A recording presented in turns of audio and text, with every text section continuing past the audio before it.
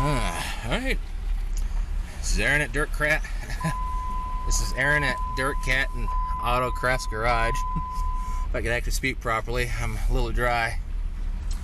So people want to see the Plymouth Roadrunner, the 73 Plymouth Roadrunner.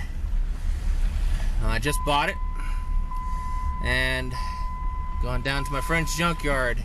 If anyone's ever curious, this is Goodrow's Auto Salvage over at Scottsbluff, Nebraska. I'll put my description, his information down in the description. But if you're serious about buying something, call. If not, then don't bother. Still gotta get my brother's Lincoln in the other car. I'm probably not gonna get this XL because I got too many project car vehicles as is. So actually, yeah, right there. Oh, he's selling stuff. That's fine. So that's actually got a 302 in it. It's the low tier XLT, which is fine. But the stuff that I'm getting, I'll make up for it. Of course, especially with the 7-liter that I just got.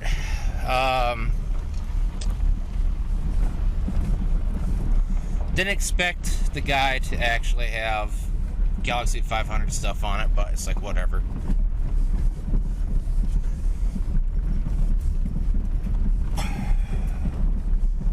Dodge that black thing. Oh, it's gonna be bumpy.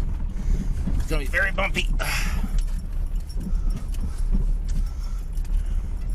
And if you try to think about stealing stuff, don't even bother, because he's got security systems all around here and Wi-Fi cameras. And if someone's ever curious, he actually has a 4-door Pontiac. It's a 58, but it's in decent shape. There's a Fairlane 500, but it's a 4-door.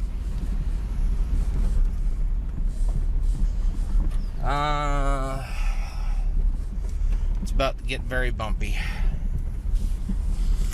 It's about to get very bumpy.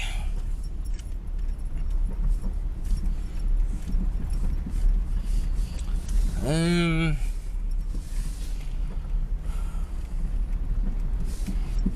in the wrong lane for the car.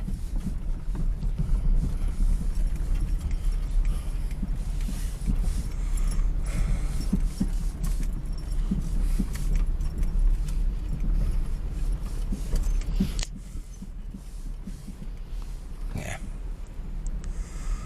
I'm in the wrong lane for the car, so I gotta swing on over. Yeah, see. Right there it is. As soon as I get down here some. Turn around. Strange how all these newer cars are being piled up down here. There's a hump.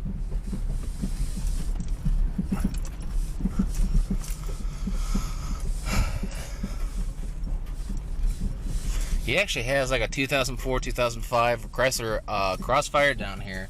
But sadly, it's not for sale because for some reason, when he turned in the title, the claimant and everything, the government of Nebraska said, yeah, you can't restore that. It has to be parted out and smashed.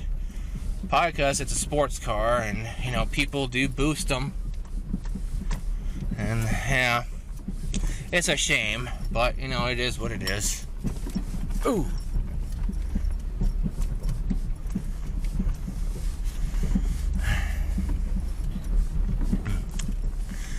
And there's my little cookie cutter. And there's a Thunderbird. He's got a lot of Thunderbirds out here, but be right back for a second. I need to get out. So you're probably wondering, why am I buying a flipped, wrecked 73 Plymouth Roadrunner? Well, because I can actually fix it. This ain't nothing. Going to document some stuff here, because I will be in the car either this coming weekend or next. But show the severity of the car. It only has one door, but not too bad to fix up. That's glass. This door is pretty dinged badly, but this is actually pretty straightforward to fix. Just gotta take your time, tack it, bang it out. This, same thing. The bottom's pretty much perfect. I have all my door hinges.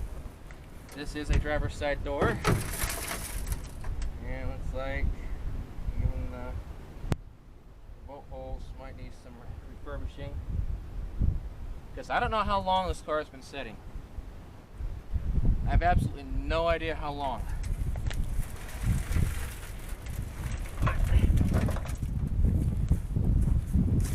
Going to at least see what I have all there. Now, you're probably wondering, how much did I pay for the car? Just take a wild guess. How much did I actually pay for this Plymouth Roadrunner?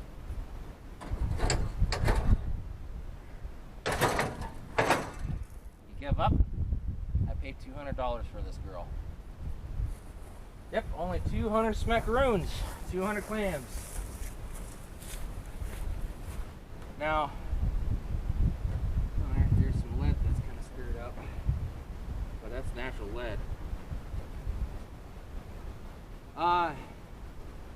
People are actually scared to mess with red cars like this. To me, I'm not. This is extremely easy fix, and plus too, the unibody on this is actually straight.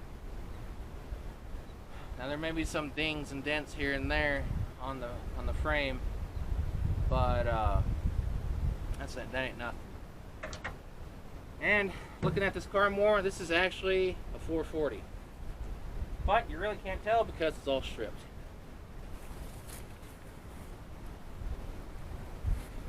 Which is a shame.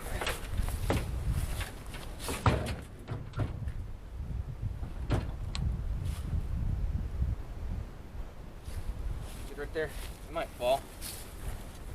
I don't know. But let me take you guys off the stand. So sorry for the camera movement. Okay. So let me get this on here. So, 1973 Plymouth Roadrunner. This is a big block car. It was an automatic. The infamous Roadrunner.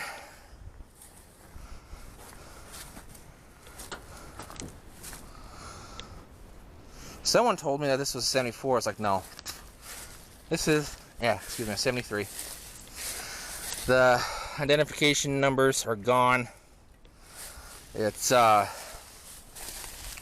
this is extremely easy fix. Including the front right here. Plymouth satellites will cross over perfectly with these kind of cars, except for the hood. This car actually had some very rare options on it, from what I was told, for the big block 440. It is an automatic, which I don't care. You wouldn't think that this housed a 440, but it did. See, automatic on the tree, but someone put one of those racing shifters in. So they drilled some holes, popped some stuff in. Yeah, I'm not too happy about that, because you know, why change it from an automatic on the tree to the floor? It made no sense. Yeah, this is extremely easy to do. Everything's very easy to fix. But yeah, I know that the console over there would actually fit from like a Charger or Challenger or something like that. But again, this car had a lot of rare options on it, and And of course, it was stripped when the kid actually flipped and wrecked this. Because I guess this actually had the bucket seats in it, and this had the spoiler. And believe it or not, this, when the rearview mirror window, my cognitive skills are off. I apologize. I am just happy. But the back window actually had that black lining, whatever, I can't remember what it is. It was that black spoiler stuff for the back window. It actually had that. And it had a spoiler on the back trunk. Yeah. But yeah, to me, this is still extremely good shape for a wrecked car or rolled. Of course, people will be like, oh, you can't fix that, blah, blah, blah. It's like, I've worked on worse. I've actually put entire tops on cars. I've almost split them in half. I've done a lot of stuff. Splitting them in half, winding them, that's a whole process altogether. And right there goes a snake. Garter snake. Okay, I'm fine. Still gotta watch out for Santa rattlers. But, I mean, I've done a lot of stuff. And this really ain't nothing. I mean, you gotta straighten out this bracket here. You gotta do your measurements properly. You gotta straighten that spot out. Of course, that entire arm, I don't think this can be even saved. I don't know how bad. I can't believe I just grabbed it and shake it. But I don't know how bad that post would be to re-straighten and structure out, because that spot's pretty crunched. I'll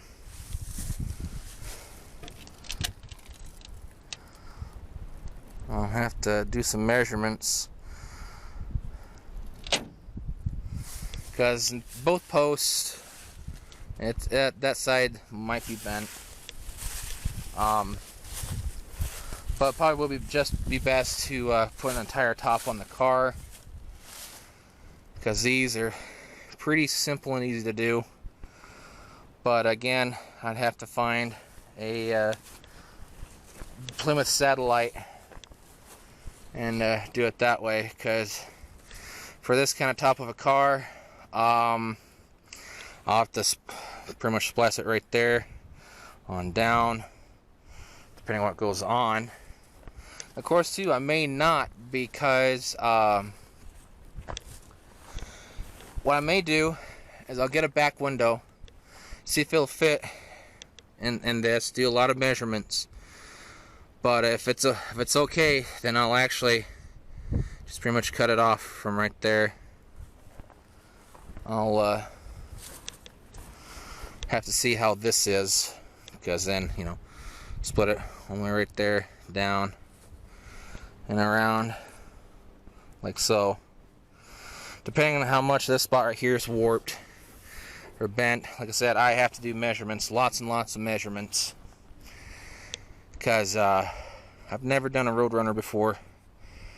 And if anyone ever does ask, it's not for sale. The cars that we do buy, we collect, we keep. So even if the price is right, we don't sell. Not unless if I actually get something going for making Model A bodies, which I want to do. Even Model Ts. I gotta get my blueprints first. Pretty much each and every Plymouth, what I know on the Roadrunners and satellites, gas tank was in the rear. Great huge bumper. But what I did learn, there was like some sort of a rubber tip on each side right here, like a rubber filler. So yeah.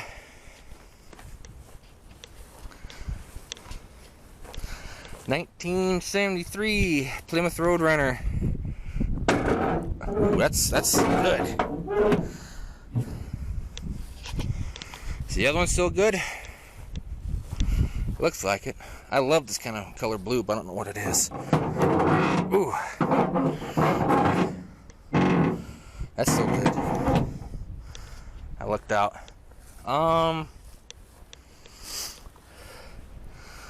I'm going to put you guys back on the stand real fast. Okay. I want to see what I all have in here besides this. I'm not going to take nothing with me because I got to do some shopping today. I don't want stuff stolen. Yeah, people will actually steal these.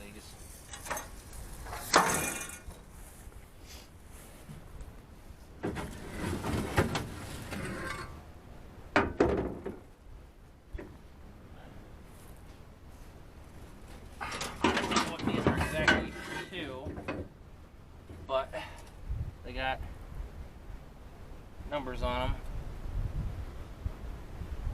I'm not sure if those are naturally bent. Actually, no. Well, got an antenna. Well, what's left of one.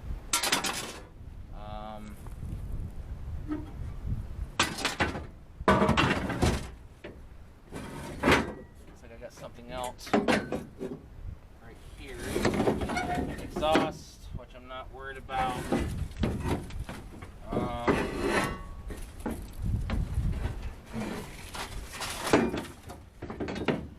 This appears to be, oh my gosh, that looks like my front bumper.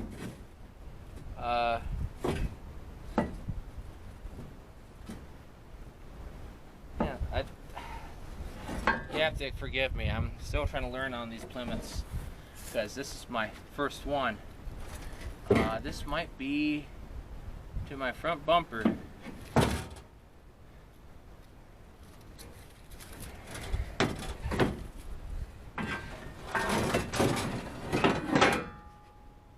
There is one item I am going to be taking with me though today.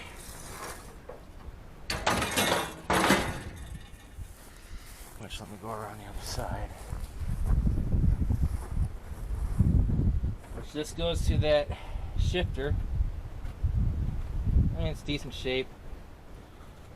Just get a different rubber on it. But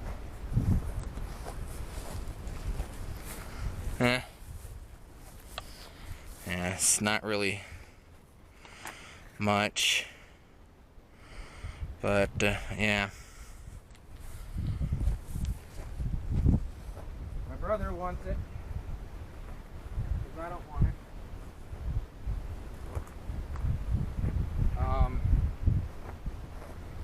It's one of those shifters, I can't remember, that you can slam forward and it won't go past the drive mark. So I'm gonna actually put this up. Whoops, camera wants to slide. Yeah. So pretty much, I'm going to restore this. Hopefully you can see me. I'll make sure that this spot right here is okay. Of course, I may have to do some fixing on the nickel or the lead right here because this is a lead fill. I'll have to pretty much straighten this out right here to what I can on the lip, and then just pretty much cut it. This post right there, and yeah. So I'll pretty much get an entire new roof, take both posts off, put it on. I'll have to inquire about new tags because I love this color blue. When I showed this car to my wife, she really loved blue, and so do I. But I wonder what this would actually look like when it's polished up. There might be a spot right there, which I'll show in just a moment. But I want to take the door off. That way I can crawl into the car itself. But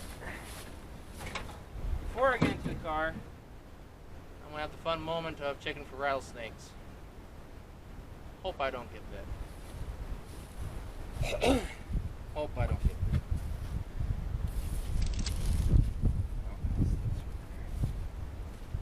Because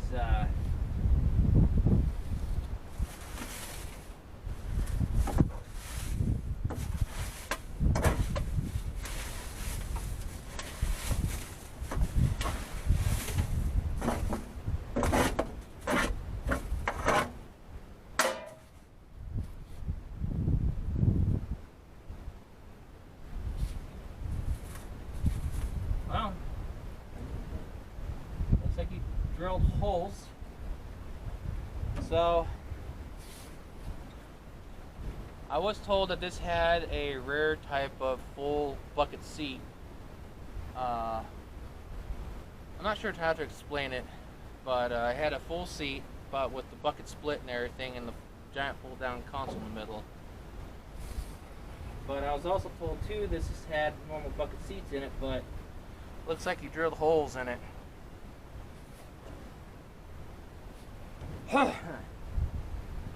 Allergies are really flaring up. Alright, let's see here. Looks like there's actually numbers on the door. So I'll see if this is actually a big block car or not. Oh wait, no, this has got the bin. I'm not going to show it because that's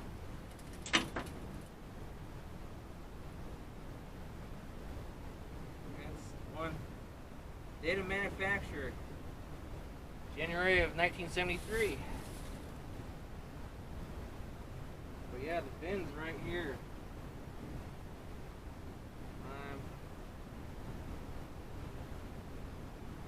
Take a picture of that. Identify it.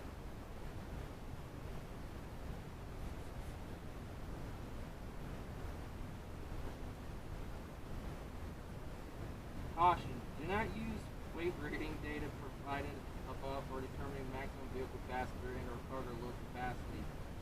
Didn't know I was going to haul stuff in this besides my big butt. For determining maximum passenger and or cargo load capacity, use values provided on the tire pressure placard fixed elsewhere on this vehicle. Okay.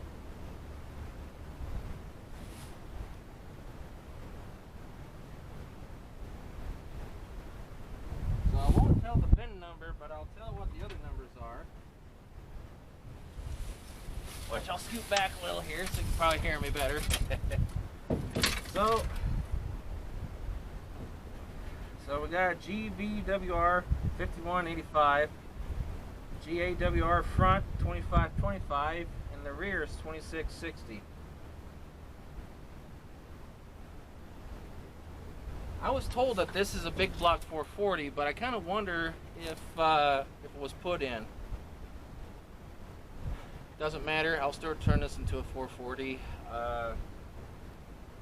With the biggest engine there is, so doesn't matter. Doesn't matter.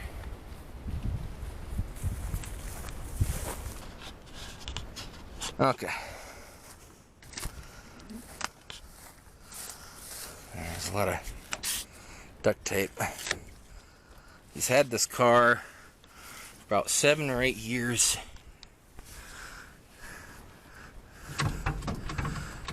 It's locked. Looks like I got a radio in there. I don't know if that's original radio or not. Gas tank. I don't know how decent that is, but yeah. He drilled some holes. Yeah. I'll have to fill those in. And also too, he did a number job on that shifter there. I'll have to take that out, give it to my brother. When the time comes, I'll have to fill in those holes.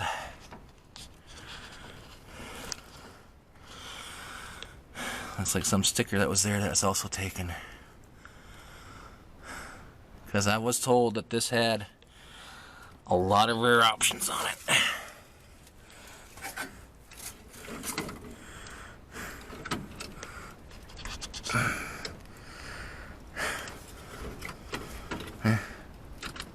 I don't know if this can be saved. No, it's broken. That's junk. I'll keep it back though for a reference. Yeah.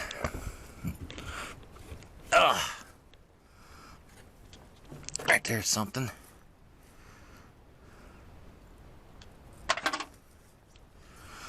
So, placed in the floor. Got holes in it. It's a little bit banged up right there. That could be flattened.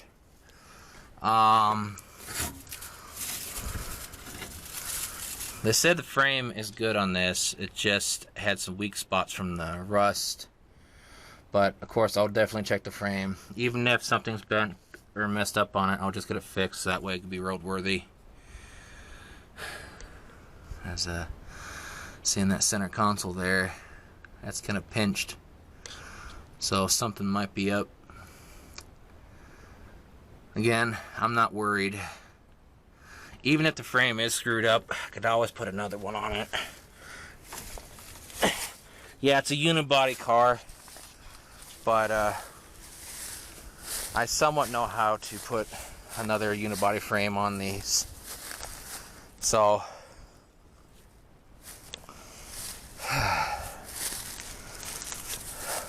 well, there y'all have it. 1973 Plymouth Roadrunner. Like I said, I was told that this was the big block 440 because the roof, I mean not the roof, the hood said it.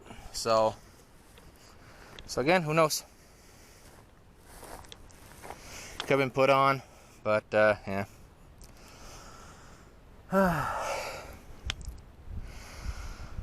$200 for a Roadrunner? Yeah. I'm not passing this up. This is my last and final actual car. Ever.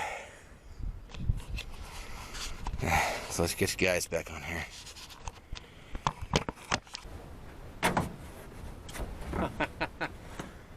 Not my kind of conventional thing, but whatever. I'm a big guy too, and this has got, just got caught. There's a lot of room in this thing too. But so that's pretty much the Roadrunner.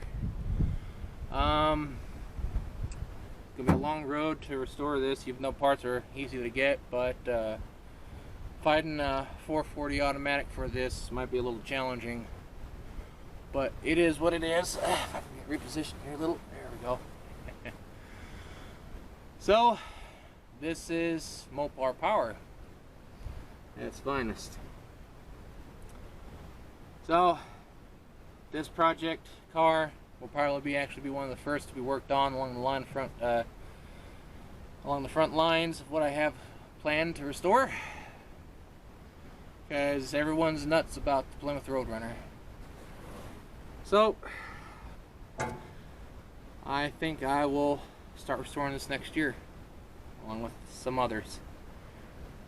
I don't have a shop yet, but it won't stop me from replacing panel, because you don't need a shop to cut things and put new panels up and all that. So if you like this video, give a thumbs up, but if you hate this video, give a thumbs down. You are my viewer, you are my critic. Rate me however you want to. If you want to watch more stuff in the future, project cars, reviews of whatever else, and crafts and everything for the cars, blacksmithing, whatever else, be sure to hit that subscribe button and click on the bell for notification, because if you don't click on that bell, you won't see nothing loaded up, because that's how YouTube's algorithm is anymore.